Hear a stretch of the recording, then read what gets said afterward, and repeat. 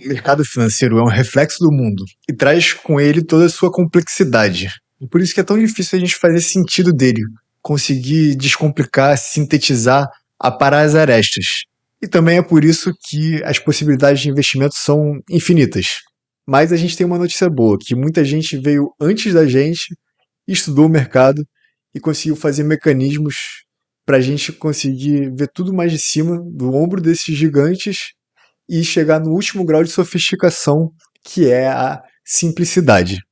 O mercado financeiro é um reflexo da sociedade e a sociedade é um reflexo do mercado financeiro. E por isso que ela é tão complexa assim. Para a gente entender isso, eu vou contar um pouquinho da história econômica do mundo, de como a gente chegou aonde a gente está agora nesse grau de sofisticação. A economia, como a gente conhece, ou a semente do capitalismo, começou ali em algumas cidades comerciantes da Itália, quando a Itália nem tinha se unido ainda. Foi ali que começou a surgir a ideia de bancos, de você colocar seu dinheiro em algum lugar, seu ouro em algum lugar, esse lugar guardar de forma segura isso e também emprestar para outras pessoas. Então você não andava mais com ouro de lá para cá, você andava com um certificado que o seu dinheiro estava ali seguro naquele banco e esse banco trazia o crédito. Foi aí que surgiu também muito fortemente essa ideia de crédito, de dar crédito para as pessoas, justamente para conseguir fomentar as navegações, fomentar o comércio que existia na região. A gente vê justamente esse intercâmbio entre economia e mercado financeiro, economia real e mercado financeiro. Também surgiram várias outras inovações muito importantes. A ideia de seguro marítimo. O comércio era feito de via marítima e as pessoas que financiavam tinham o medo de perder tudo, de ter o risco da ruína. Com seguros, as pessoas podiam tomar mais risco de maneira mais rápida e conseguir mitigar o pior de tudo. Isso fomentou muito essa ideia empreendedora de você ir atrás do risco, já que o pior de tudo não ia acontecer, ou se acontecesse, você ia ser ressarcido por isso. Também trouxe uma tecnologia muito importante que a gente usa até hoje, que é a contabilidade de partidas dobradas. É a ideia central da contabilidade de você ter um crédito e um débito, você ter um ativo e um passivo. Tudo isso surgiu na Itália do século XV, nessas cidades comerciantes. E com isso, essa região se tornou tão rica. E até um parênteses aqui, isso foi o berço do Renascimento. Foi ali que foram financiados vários pintores famosos, Leonardo da Vinci, enfim, fecha parênteses. Depois disso, no século XVII, a Holanda se tornou a grande potência do mundo. Também nessa lógica mercantilista de navegações, de comércio, mas a inovação do mercado financeiro que eles trouxeram foi outra. Foi a abertura de capital, o IPO. A ideia de você vender uma ação em bolsa de valores surgiu ali em 1602, com a abertura de capital da Companhia Holandesa das Índias Orientais. Essa companhia foi a maior do mundo por aquele período. Eles eram realmente dominantes e a Holanda se tornou a principal potência, vencendo essa lógica de comércio e dominar países, dominar regiões com essa expansão europeia que acontecia no período. Ali também surgiu a complexidade de títulos de dívida pública. Então a gente já tinha um mercado que começa a ficar parecido com o que a gente tem hoje. Bolsa de valores, dívida pública, tudo sendo negociado no dia a dia, de forma líquida. As pessoas comuns tinham ações dessa companhia que dava retorno para elas. Depois disso veio a Inglaterra com a Revolução Industrial. Mais uma vez, essa lógica das finanças servindo à economia real. Agora o jogo não era tanto de você só trocar, só de você comercializar, dominar regiões e comercializar com elas. Agora a lógica veio de você produzir melhor. A industrialização, de você comprar um bem, agregar valor a ele e vender mais caro. Com os maquinários a vapor, com as ferrovias, a Inglaterra se tornou a grande potência do momento e dominou também as navegações, dominou toda essa lógica que acontecia no mundo naquele período. E as finanças foram muito importantes. Eles adotaram tudo que já tinha acontecido, abertura de capital, títulos públicos. O Banco da Inglaterra foi formado um pouco antes da Revolução Industrial, então serviu muito bem a esse propósito, e eles também tiveram uma lógica de instituições muito fortes.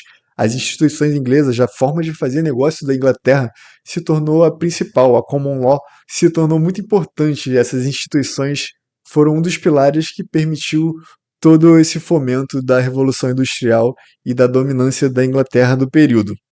E, claro, depois disso veio os Estados Unidos, como um herdeiro da Inglaterra, mas com dimensões continentais um país imenso. Eles também dominaram os mares, também dominaram a industrialização, exército, tudo isso. E, obviamente, o mercado financeiro. Não à toa, Nova York é conhecido como a capital financeira do mundo e o dólar tem esse peso tão importante que tem na economia atual, de ser a moeda forte, de ser a referência do comércio.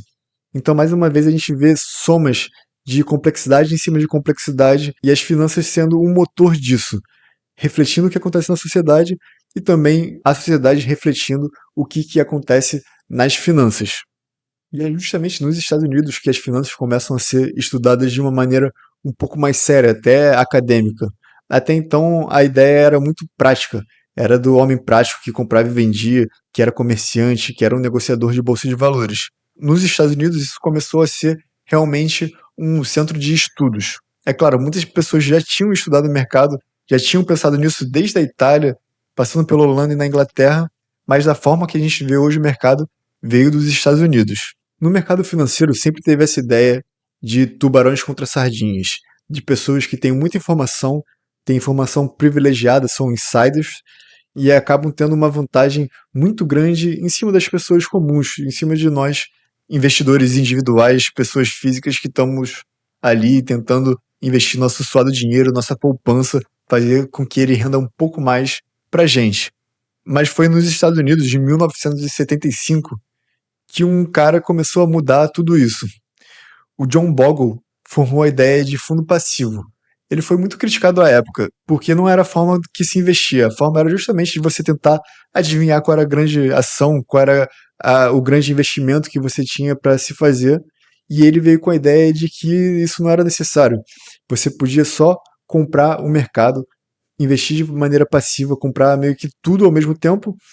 Isso porque no mercado financeiro tem essa ideia que ela é evolutiva, de que as companhias que vão bem, elas vão tomando espaço, e as companhias que vão mal, elas vão perdendo espaço. A Companhia Holandesa das Índias Orientais já foi a maior companhia do mundo, disparadamente, e hoje não existe mais. Só que a gente nem precisa chegar tão longe assim. Mais recentemente a gente teve a Kodak, que era muito importante na bolsa de valores e hoje quase não tem mais relevância, enquanto companhias que nem existiam há poucos anos atrás, como o Facebook, como a Google, hoje em dia são as grandes potências. E a gente pode justamente se beneficiar com os fundos passivos, com a ideia do John Bogle, de que você compra o mercado e você deixa essa seleção natural acontecer ao seu favor. Você não precisa mais escolher qual é a ação que vai se tornar vencedora, nem vai comprar uma que já é vencedora e vai acabar se arrependendo. Você compra o conjunto delas e se beneficia dessa dinâmica que já existe. E também foi a companhia dele, não por acaso foi a Vanguard que surgiu com o ETF, que são fundos negociados em bolsa de valor que a baixo custo você consegue comprar o mercado inteiro e investir dessa forma passiva. Mas nem só de bolsa de valores vive o investidor. A bolsa de valores ela se beneficia muito bem em certas condições de mercado. Em outras condições de mercado, ela vai muito mal e você investir na bolsa de valores mesmo de forma passiva e passar 20 anos sem retorno pode ser muito prejudicial a você. Foi por isso que em 1999, olhando para isso, o Harry Browne surgiu com a ideia de portfólio permanente. É um portfólio extremamente simples que ele consegue surfar muito bem vários momentos de mercado.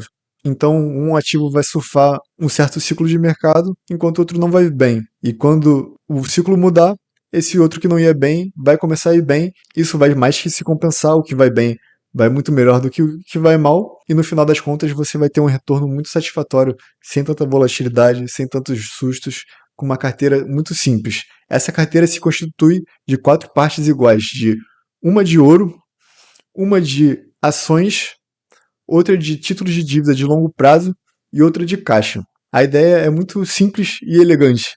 É justamente que existem alguns momentos de mercado, inflacionário, deflacionário, expansão econômica e retração econômica, e que com esses 4 investimentos você vai surfar bem todos esses momentos de uma maneira muito simples.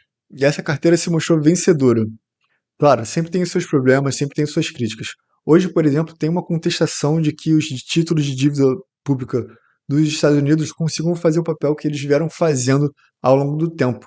Justamente porque os Estados Unidos hoje já vem perdendo sua soberania para a China. A China, em várias métricas, já é melhor que os Estados Unidos, apesar dos Estados Unidos continuar com a soberania financeira do mundo. A dívida pública americana, por exemplo, é muito contestada, o tamanho que ela está hoje, mas essa carteira continua conceitualmente sendo excelente. Só que a gente tem um outro problema. Esse portfólio ele foi feito pensando nos Estados Unidos, pensando nos americanos e em países desenvolvidos. No Brasil ele pode ser um pouco problemático, mas a ideia dele, trazendo para nossa realidade, é muito boa. Você consegue fazer coisas muito parecidas com títulos brasileiros. Por exemplo, no Brasil, você pode formar uma carteira dividida em 3 partes: uma de bolsa americana, uma de bolsa brasileira e uma de inflação de curto prazo. Tudo isso você tem ETFs negociado em bolsa e eu prefiro comprar o índice de dividendos, que ele dá uma filtrada na bolsa brasileira, que tem muitas ações de baixa qualidade no Ibov. Com isso, você consegue se proteger da inflação com o IMA B5, com a renda fixa soberana de curto prazo. Você preserva seu poder de compra e com as outras duas partes você surfa o ciclo de mercado. Porque quando o dólar sobe, a bolsa cai, e quando a bolsa cai, o dólar sobe. Isso é quase que uma regra escrita em pedra. Quando a bolsa brasileira for bem, o dólar vai se enfraquecer, e quando o dólar se fortalecer, aqui não vai tão bem e uma coisa vai mais que compensar a outra e você vai conseguir surfar vários ciclos de mercados. Eu já fiz vários testes com essa carteira, ela vai muito bem e é claro, cada um tem sua peculiaridade, sua necessidade de reserva de emergência, seu apetite ao risco, suas questões tributárias. Isso daqui não é uma recomendação de investimentos, é só um exemplo de como você pode aplicar essa lógica de tentar chegar ao último grau de sofisticação, que é a simplicidade.